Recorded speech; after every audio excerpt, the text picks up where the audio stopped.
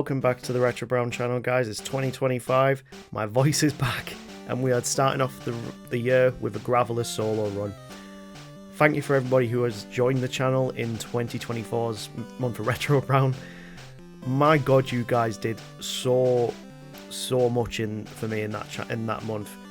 We had our best year, definitely, of this channel, best month of the channel ever. We had views on videos going over 2,000. We had over 200 new subscribers in just that month alone.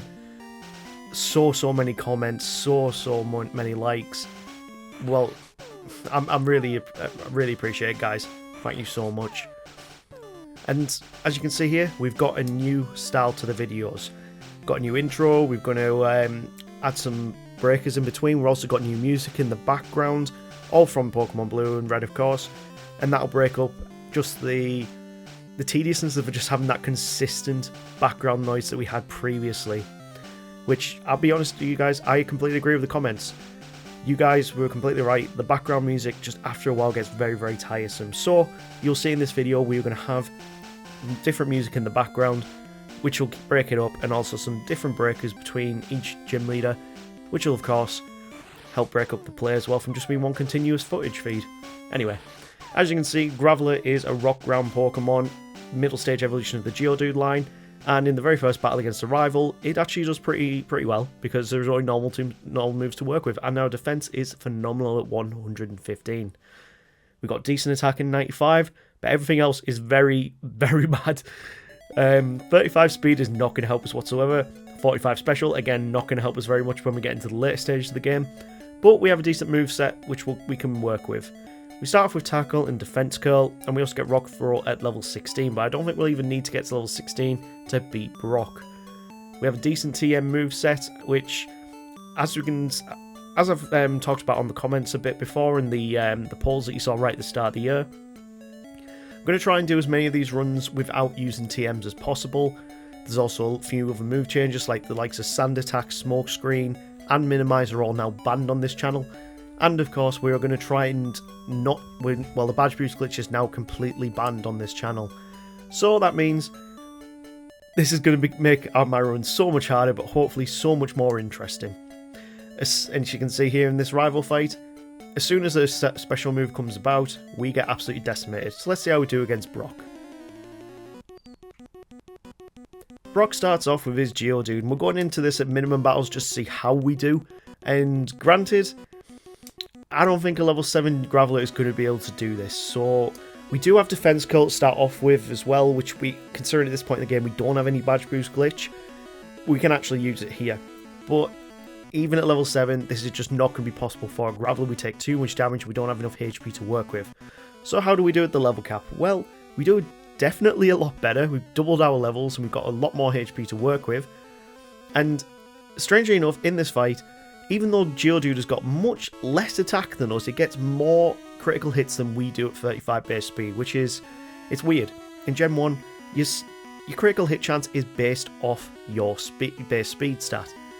We managed to take down the Geodude pretty comfortably, but when the Onix comes out, we just don't really have enough to work with. We run out of tackles, we run out of defense curls, and we end up resorting to struggle strats, which don't get us there. So what level do we do it at? Well, I went up one more level to just level 15 just to see how much that would impact it. And you know what? It actually impacts it quite a lot. That extra 2 HP we get definitely makes a difference. And of course, we take down the Geodude a lot quicker this time. We go in with a lot more PP on our defense curls as well. And you might be wondering, why am I just speeding through this fight with the footage being sped up to about 300 times speed? Well, when all you're doing is tackling with a normal move against rock Pokemon, it's a very lengthy fight. We actually get down to struggle ranges, and it's pretty much a battle of attrition, getting ourselves past that Onix and getting the very first badge. Now you might be wondering, of course, Rock Gym, not too much of a problem for rock type Pokemon. We'll pick up Mega Punch in Mount Moon, although we're probably not going to use it. But we need to go and level up before we even get to Misty. Reason why, as we saw in that the second rival fight to the west of Viridian, we pretty much were allergic to water in every possible way. One little bubble can pretty much one-shot us pretty much any of these ranges right now. We're very allergic to water. The Super Nerd just before well, the end of Mount Moon, is not a problem whatsoever with a level 19 Graveler. All these Pokemon here pretty much only have poison or normal type attacks, meaning our great defense actually really helps us out here. And we've gone against pretty much every optional trainer we could at this point, because we know for a fact Misty is going to be a demon. We're not even going to go against her straight away. We're going to go straight to Nugget Bridge, and we're going to go and level up, because I know for a fact a level 20 Graveler is not going to be able to beat Misty. Reason for that, our terrible base speed. If we can't outspeed any of her Pokemon, then we have absolutely no chance, and one Water Gun will absolutely decimate us. We can get past the rival pretty quickly, and we do pick up the move Self-Destruct, which we're not going to use at all because this is a solo run, and if I blow myself up, that is the run, well, that attempt over. Towards the back end of Nugget Bridge, we always have the Oddish Lass here, and we picked up Seismic Toss on the way. I realised pretty early on that the moveset that Graveler gets is not going to be very good to get through Cerulean City.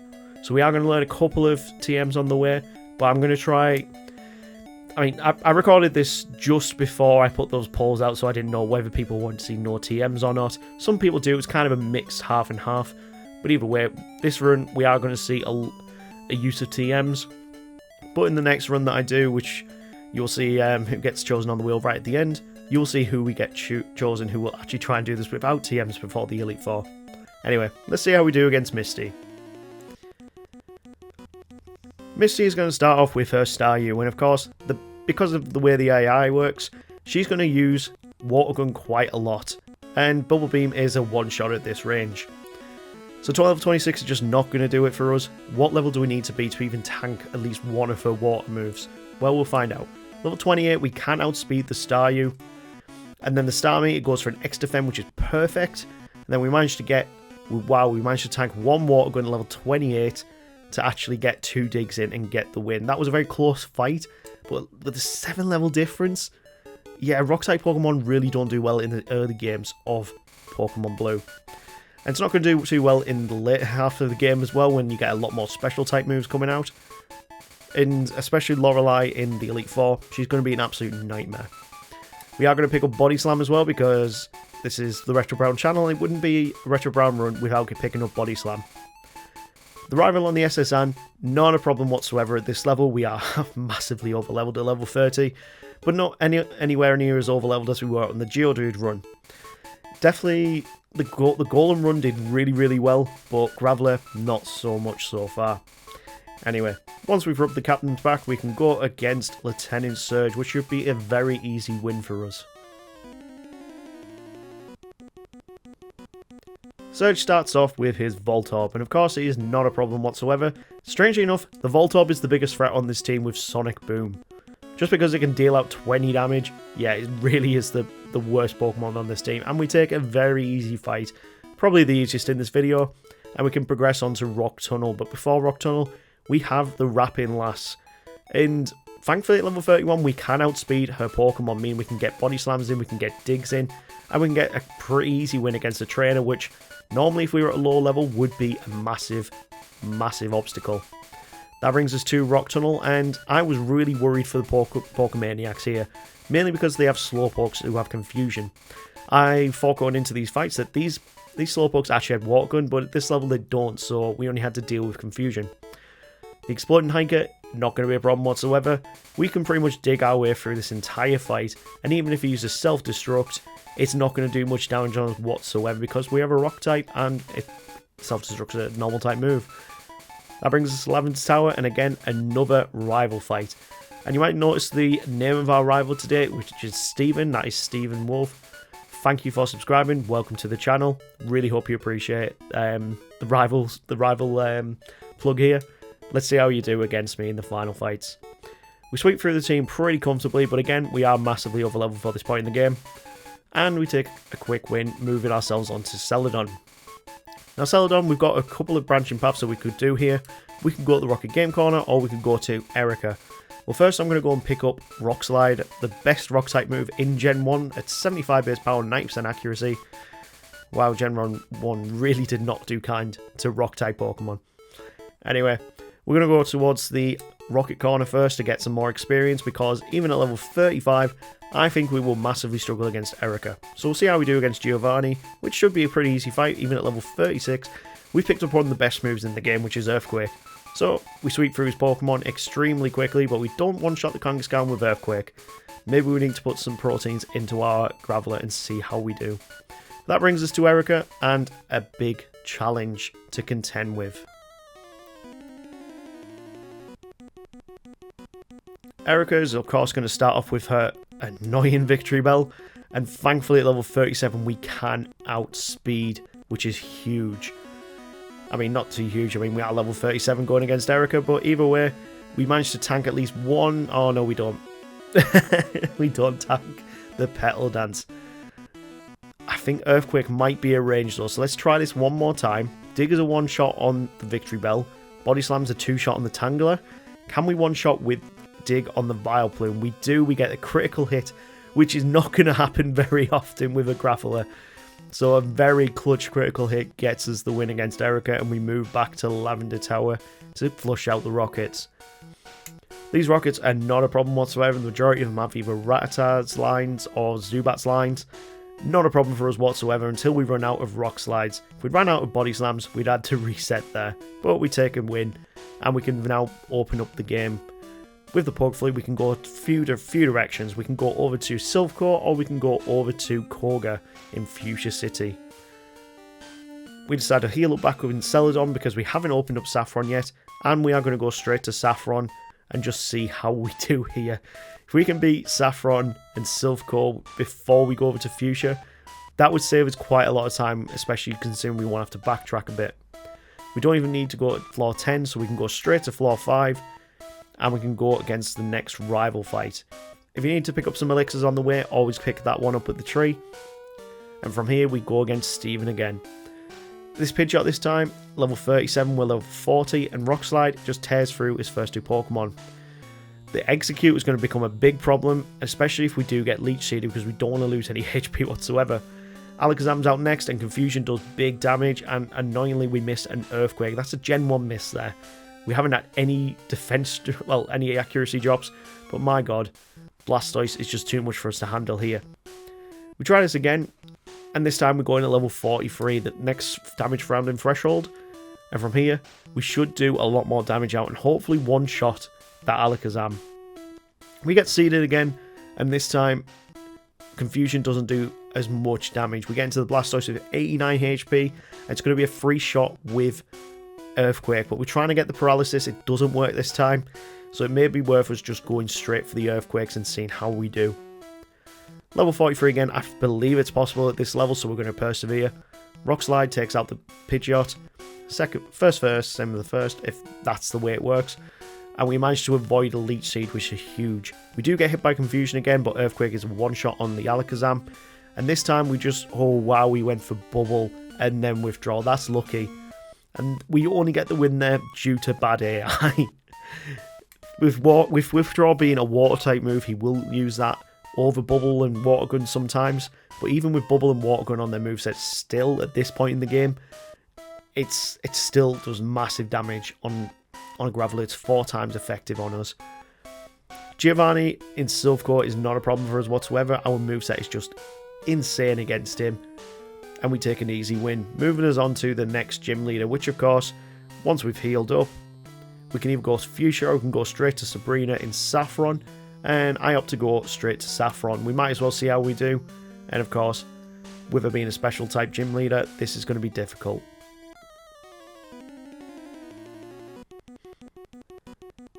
Sabrina is going to start off, of course, with a Kadabra who does massive damage with a Psychic, and we don't even see an Earthquake hit. We got another Gen 1 miss there, which is ridiculous. Earthquake's got 100% accuracy, and then when we need it to hit, it seems to miss quite a lot. Second time though, Kadabra goes for a Psybeam, and then from there, we start sweeping through most of our Pokemon. That brings us to the Alakazam, and if we get hit by a Psychic, we would have lost there. Psybeam, we managed to hang on just enough. And it's a second time win against Sabrina, which isn't too bad. Not too bad whatsoever. But we're also starting to catch up to that level curve at level 46. We need to go head down to the bike path now, go against Koga, and then we can surf over to Cinnabar, where we can start thinking about the league. In Fuchsia City, of course, we need to go and pick up the TM for Surf. That'll help us get down to Cinnabar. But Koga is not going to be a problem whatsoever with us having Earthquake on our moveset. So let's see how we do here. So Koga is not going to be a problem whatsoever. We can go into this fight poisoned. 1 Earthquake, 2 Earthquakes, 3 Earthquakes, and 4. What a sweep. Don't even take a bit of damage, and we did that while poisoned. Not bad whatsoever. So once we've swam all the way down to Cinnabar, we have another easy gym fight to contend with. Rock Ground is a perfect typing to go against this gym, and of course, there's just not much that Blaine will be able to do. If you've ever wondered how to get through Pokemon Mansion without actually going against any trainers, just follow this path that I am doing right now. We don't need to pick up the Blizzard TM there, but we might pick up the rare candies that are here because we might need. Actually, we're definitely going to need them when we get to the league. There's one here, and there is also one just to the left here after the secret key.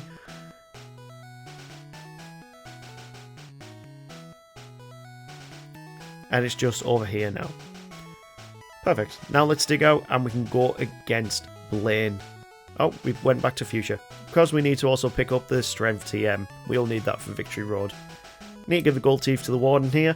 And of course, we get HML4. Let's see how we do against the Fire-type Gym Leader.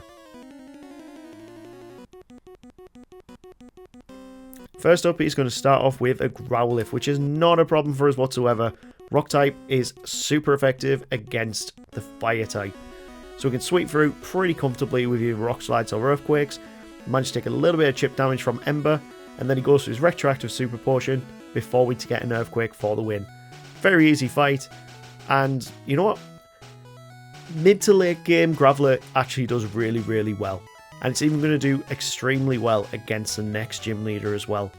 But that is provided that we can actually outspeed because, yeah, Giovanni's got a little ace up his sleeve if he can hit it. Let's see how we do against the ground type gym leader, Giovanni.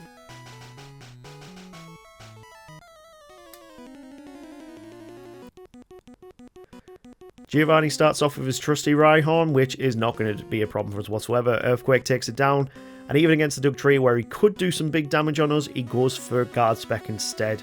We start sweeping through with Earthquakes, and this is a very easy fight for us. We do outspeed the Rhydon, which means Fissure will not hit us.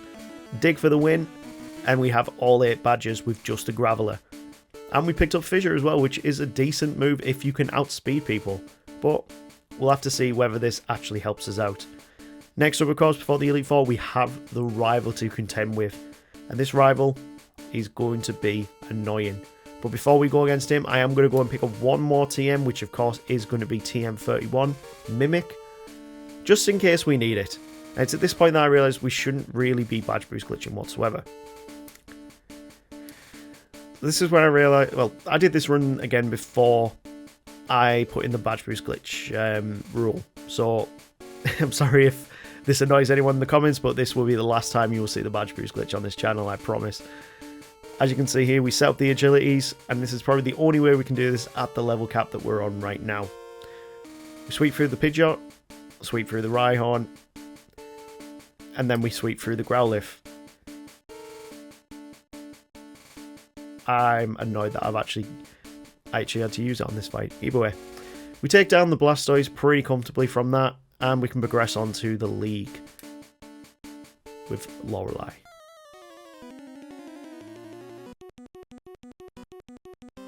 Lorelei starts off with her Dugong, and we are going to go for nothing.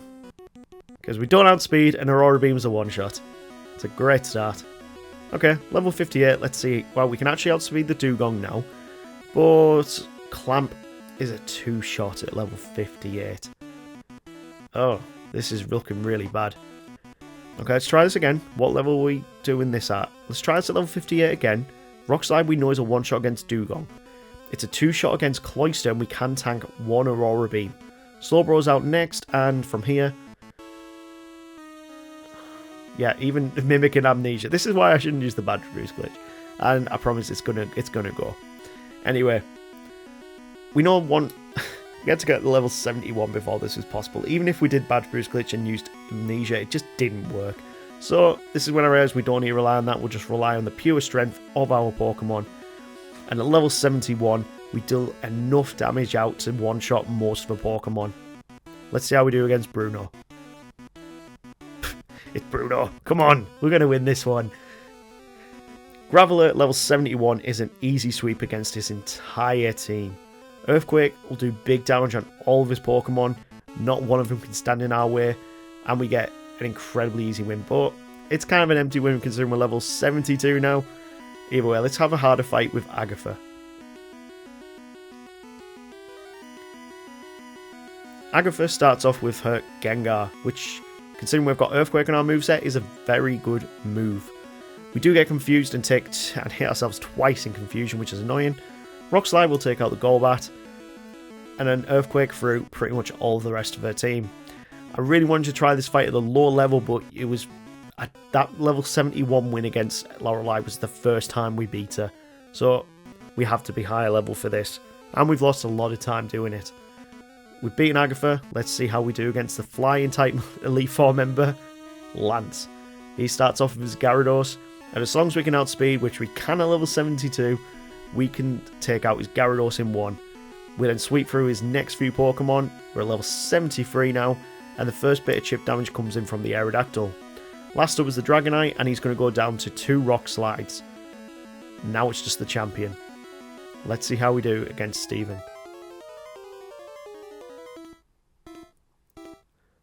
Steven's up first, and of course he starts off with his Pidgeot. And right now there are no badge boost moves that we can mimic, but there are other moves that we can get. So Mimic is still going to be useful here.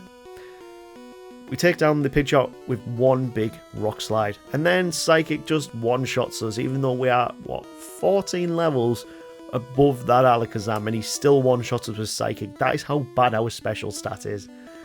When we have a better time against the Alakazam though, we take a Side Beam, which only takes out for third, brings us into the Rhydon, and one Earthquake takes it down. Next up was Arcanine, who managed to get one Leer off, and as I said, if Badge Boost Glitch cannot be instigated from the player side, if the AI does it and uses a move like Leer on me, then I have no control over that and it will instigate. So I hope you guys have no issue with that, and if you do, it's completely out of my hands, so what do you want me to say? Either way, we bring ourselves to the Execute, and we manage to mimic Hypnosis. We managed to get it asleep, and what we're hoping for is that we can outspeed this Blastoise and get it to sleep, otherwise we've got no chance here. And we don't outspeed at level 74. Oh god, are we going to have to get up more and more levels now? This is already a ridiculously high level in itself. Let's see how we do. We use our last rare candy to go up to level 75, and from here, we still take a big Psychic and get the special drop, which is not a great situation to be in. Earthquake takes out the Rhydon in one as per normal.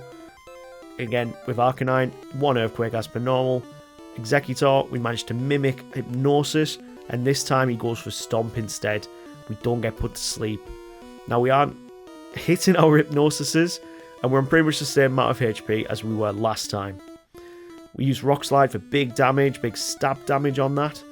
And that brings us through to the Blastoise. Can we outspeed him at level 75? We can, and both Hypnosis and Hydro Pump miss. He wakes up straight away, Hypnosis back to sleep, and from here it is our fight. Graveler has become the Pokemon League champion at level 75.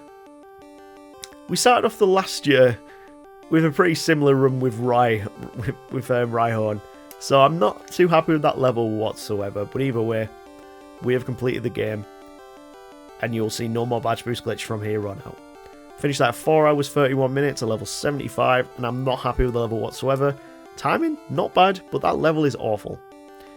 Anyway guys, as per normal, once the credits have rolled, we will spin the wheel to find out next week's Pokemon, and I hope you've enjoyed the new updates to the videos. I feel like this is definitely the right direction for these videos to go, breaking it up and more music in. Yeah, let me know what you think in the comments. I'd be really appreciative of that. Either way, it's time to spin the wheel and see what we get to work with next week. So let's spin that wheel. And first up we have Golbat. The Zubat run was very difficult, so you know what, I'm actually I might want to do that Golbat run. Let's see what we do. Second up is the Pidgey run, and without Sand Attack now, I'm not looking forward to doing that one yet, so let's put Pidgey to the side. Last up is Clefable. Now, Clefable will be a very easy run considering how good the Clefairy run was. So I'm going to go with middle of the road Golbat. If you got to the point of the video, guys, please smash that like and subscribe. I really appreciate all the new subscribers we've got and hoping to grow the channel even more. You legends. And we will see you next week for the Golbat Solo Run. Take care.